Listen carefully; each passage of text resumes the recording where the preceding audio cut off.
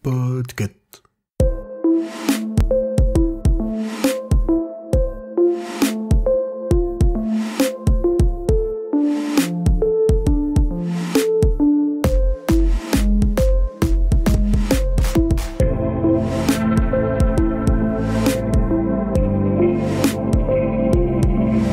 Bonjour tout le monde, vous écoutez le numéro 74 de la Gazette du Maine, le podcast de Stephen King France qui vous résume l'actualité de Stephen King.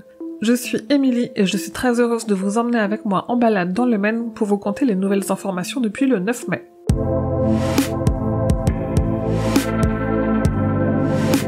King a annoncé un nouveau roman court. Il était récemment l'invité du podcast The Losers Club et dedans, il y a annoncé avoir terminé l'écrit de la novella Rattlesnakes, et il a ajouté que ce roman sera une suite à Cujo. Dans une interview pour Vanity Fair, Stephen King est revenu sur la genèse de son roman Charlie. Il parle également de son désamour du film de 1984 et donne son avis sur Firestarter, la nouvelle adaptation.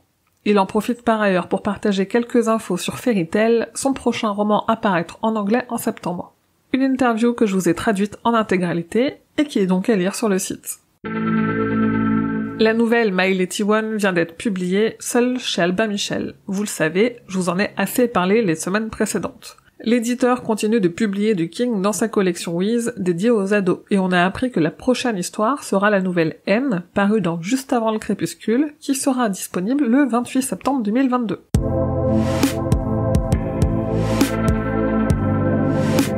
Dans l'interview de King, dont je vous parlais précédemment, il est évoqué l'idée d'une franchise Charlie. Un projet de 3 films semble en effet être envisagé par la production, mais très honnêtement, étant donné les résultats médiocres au box-office américain, je doute que des suites aux films soient un jour produites. D'ailleurs, j'ai moi-même pu voir Firestarter, et honnêtement, ce n'est pas si pire que ce que les bandes annonces laissaient présager. C'est un film qui se laisse regarder, qui ne trahit pas l'œuvre de King, sans pour autant marquer l'histoire de ses adaptations. Je vous ai posté mon avis détaillé, et sans spoiler, sur le site. Aussi, puisque la promo du film continue, j'ai mis à jour mon dossier qui recense et traduit ce qu'on apprend de la part de la production et du casting lors de leurs interviews. Autre promo, c'est celle de la saison 4 de Stranger Things qui vient de débuter sur Netflix. Interrogés par Vanity Fair, les frères Duffer ont parlé de leur projet d'adaptation de Talisman et, à ma grande joie, ont insisté sur l'importance de bien caster le personnage de Wolf. La preuve qu'ils devraient faire les choses bien. Ils sont aussi revenus sur l'influence du roman Ça de King sur leur série Stranger Things, et notamment sur cette saison 4.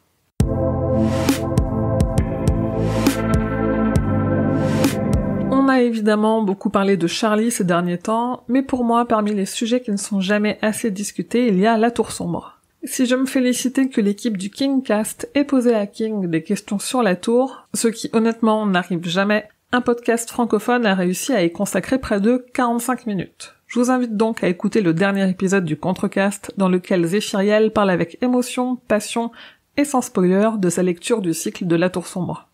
Et en parlant de podcast, avec le roi Steven, on a terminé la lecture et l'analyse de Cœur perdu en Atlantide. On est donc maintenant fin prêt pour terminer La Tour Sombre. Côté jeu de plateau, Hachette Heroes va sortir le 21 septembre 2022 une boîte quiz de 250 questions sur Stephen King et son univers. Parmi les autres produits dérivés, on a les traditionnelles figurines, notamment les pop en vinyle de chez Funko. Ils ont commencé les annonces de Funkoween, leur gamme avec des exclus pour Halloween, et on y retrouve une Carrie ensanglantée au pouvoir télékinétique et un Gripsou version 90 qui réagit à la lumière noire. Chaque année, le site Stephen King Catalogue propose un calendrier sur un thème en lien avec Stephen King. Ils ont dévoilé le calendrier 2023, qui sera sur Creepshow et qui, comme chaque année, contiendra des contenus inédits, en lien avec le film, mais aussi avec la série. À l'occasion de la sortie de Firestarter au cinéma, l'éditeur audio Vares Saraband ressort la bande originale de la première adaptation de Charlie, en CD et en vinyle.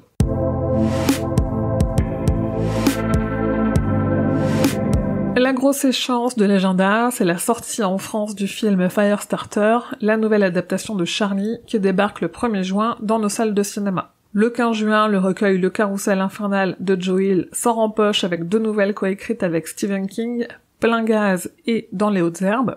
Et un peu plus loin dans l'été, prévu au 26 juillet, il y a le tome 2 du comic qui adapte en anglais le roman Sleeping Beauties, coécrit par Stephen King et Owen King, son autre fils.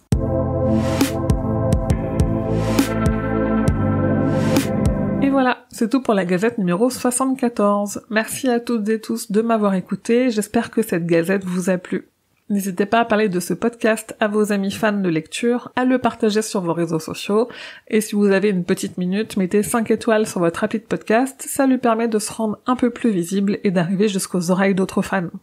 Comme toujours, suivez l'actualité de Stephen King grâce au compte de Stephen King France sur Facebook, Twitter et Instagram.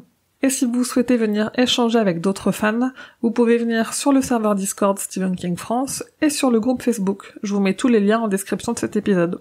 Et enfin, rendez-vous sur le site stephenkingfrance.fr pour avoir tous les détails sur toutes les infos dont je viens de vous parler. La Gazette du Maine est un podcast du label Podcut. Rendez-vous sur podcut.studio pour découvrir ce que font tous les autres podcasts. Je vous dis merci et à bientôt, fidèles auditeurs et auditrices, que vos journées soient longues et vos nuits plaisantes.